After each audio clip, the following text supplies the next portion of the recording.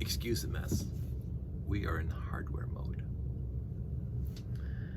And the frustration of hardware mode knows no bounds. It is,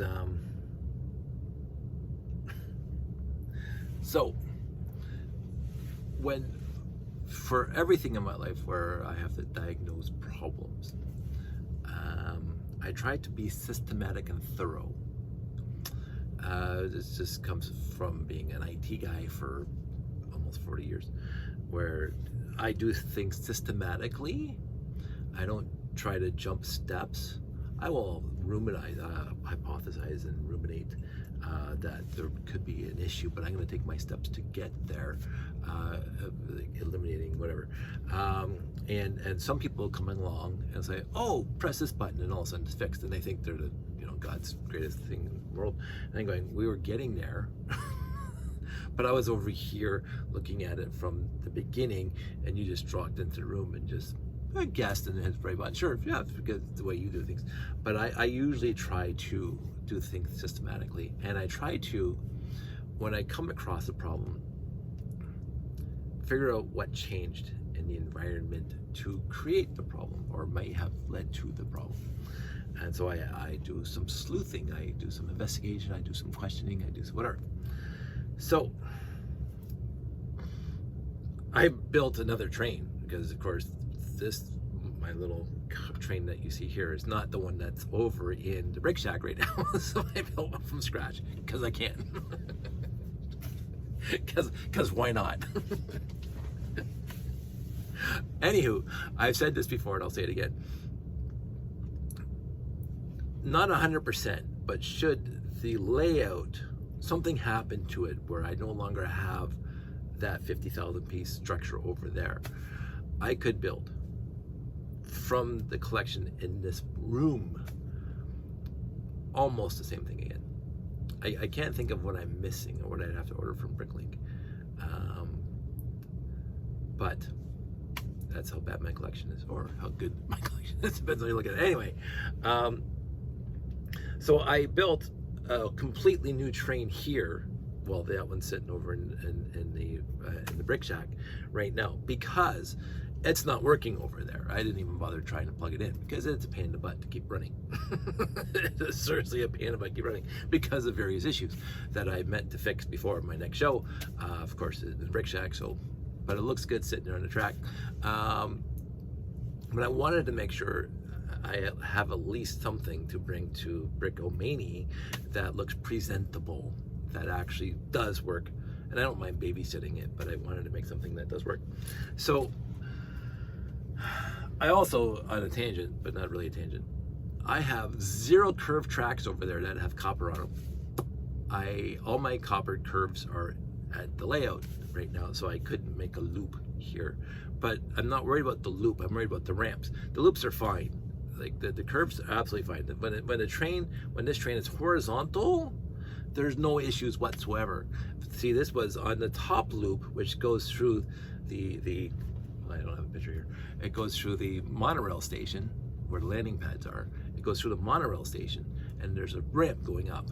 And then every single time, almost every single time, like it was just getting so annoying, the train would halfway up the ramp and the motor would come off the rails. And you hear zzz, because it's not connecting to the rails. And I was like, oh. So what I did was I moved my very first mock monorail that was electrified, the big guy that's using the original monorail base plates. I moved that to the top because that thing never has a problem ever. The thing's falling off numerous times. It's my longest running monorail. It's still together. Seriously, that was my original 6990 monorail that I got in 1987. That one right there, that's in the layout right now. And it just keeps going. I'm not going to complain. I have not yet killed a monorail motor. I mentioned before, I had one sent to me that the person thought was dead. It's dead. Well, I'm mostly dead. Feel better. I think I'll go for a walk now. You're not fooling anyone. But anyway, Monty Python aside, it just, I have not killed them. I keep on thinking I have. I will say that. Like, I used to do shows all weekend, and the motor would slow down, and I'm going, oh, this is bad, I'm gonna finally blow up the motor, and then I don't know, second life and it starts moving again, maybe blow off the dust. I don't know what it is, but as yet I have not killed the Monorail motor. No, I got like half a dozen of them sitting over there, so I'm not worried if I do blow one, but so far, fingers crossed, one's not died on me yet, and I resurrected one from the dead. so there's that goodness. So anyway, so going the transition from battery operated monorail to electrified rail monorail was a very slow transition. If you've been hanging around me long enough, you know it was an extremely slow transition. Like there was a decade or more. I don't think I was married yet when we were over at one of the hobby shows when I discovered that I could try to electrify the monorails with copper track here. You can see up here, and it was never show ready for the longest time. And so, and then I put it on the back burner, life gets busy, had a kid, blah, blah. And then I started looking at it again. Okay, well, I did one loop, and you see a million videos that I have them online of me. Hey, look, I got it working, yay. And then I tried LDDC, and I tried RCXing, blah, blah. I did a whole bunch of stuff, which I adore. And then in a second, I came up with 2 power pickups. Dual power pickups, not 2, because each one has 2. Dual power pickups. Then most of my issues were done.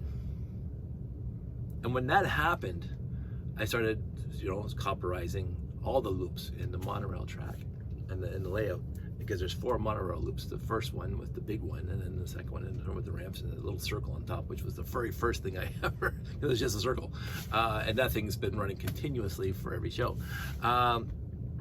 This was, not this guy, but my representation of the one, was the last one I modified to be 100% electrical instead of battery operated, powered externally instead of battery operated. And I thought it was great, because now I have no batteries in the layout at all. The issue is that this thing would always get stuck in the ramp, going up, never coming down, but always going up. It would get stuck in the ramp. And I just, for the life, like, why? And it just drove me nuts. So I tried a variety of things today and yesterday and the day before, trying to ascertain, well, first of all, I had to come up, and I'll just take this thing off and you can see it. This is my enclosure, not too shabby. I could have done a better job, but it does work and it fits, and it's like a little lower than the old one. It's good. It is what it is. It doesn't look that pretty, but it's pretty enough. It looks like it should be used, and the wire is exposed, which I don't mind. So I built this thing, I got it working. I'm gonna put this thing back in there. There we go. So these things come off easy, and it runs perfectly on straight and flat and whatever. And I'm going, okay, let's get a ramp. And the second I put it on the ramp, it skips again. Which is so new. So I'm going, what? And this is, again, a completely new train, because the old one's still at the brick shack. Completely new parts, completely doing exactly the same thing. I'm going, for the love of everything, what is going on here? And when you do it by itself, it works perfectly fine. But the second you add cars to it, it starts slipping again. And then, so I tried a variety of things. You see the parts strewn about. I was trying a variety of different things. I even built the old enclosure, thinking that would help. And what it ended up being, and I'm hoping that, because I've tested it a little bit, there's only one pickup right now. There's only one set of pickups. There's no 2 sets of pickups, so I have to still work on that. But I wanted to test it first. And so this thing's actually going backwards. And so if I bring this up again, this is annoying. I have to work on that.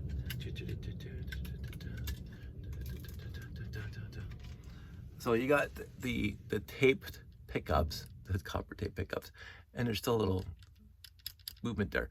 The wire's on this side instead of this side, because I like the wire to be holding it, so, and it goes, because that's the way it used to be. I'm hoping that, like, because now it's pressing against instead of going with the copper tape, and where the wire comes out, it's going away from the wire instead of pushing off the wire. So I'm hoping that tape doesn't kind of loop out at the bottom. I'm gonna put the tape back on, the sticky stuff back on, so it can stay up inside here, because you can see, you can see, especially this piece, it's coming out, right? So I have to re-stickify that, re-sticky that, and I will. But right now it's loose. That's fine. So right now it does go backwards, according to the pickups, the way I used to do it. I had to, because the braided wire, you can't go backwards or it turns into a bird's nest. This thing is going backwards right now. And what had happened, the change that I completely ignored, the change that I completely forgot about, is that when I went from battery operated this train to a external power pickup this train, is that I got rid of the battery. There's no battery in here. There is no battery in here. And the battery was in the car behind this guy. So if you look at this way, this is the motor, this was the battery. And the battery was connected on both sides with this joint, not this joint. So what happened is that as soon as I removed this battery box to the next guy, so this is what would be the next guy, right? So I got rid of the battery box, so that comes off. And then this was connected here. And this thing is rigid, because of course it's just got the, oh my goodness, it's all broken. It has this joint in it. So this thing is not forgiving. It doesn't like vertically move like that. And that's what was killing so far for my diagnostics. That's what was killing this thing. So as soon as I put, well, for crying out loud, I have to make all this stronger so it doesn't convert. There we go. So it goes on there. Oh, this, for the love of it, this is live, of course. I was playing with this for hours. I didn't do any of this. The second I get the video camera going, I did so try to make this thing as strong, there we go, as strong as possible, so it doesn't come off. There we go. Good, stay. And oh, that figures. Come on. So that's why I need to prep. But look, no problem. No problem up there, because this thing sways with the curve, and this thing doesn't sway as much. And this thing was lifting up the battery, the motor. It was just lifting it up. It was unable to go with the curve on this thing. So I'm hoping if I put it after that, if I connected it. Yeah, that's why. Okay, now it's disappointing.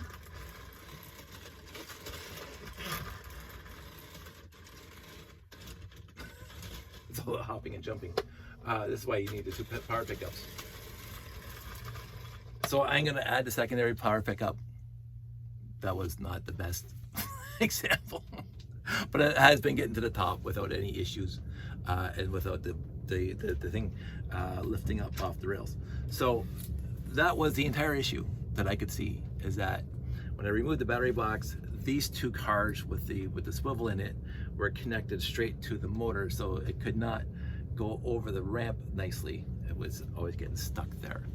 And now with this piece here, and the swivel has to be part of the train, or else all the cars be like all wavy.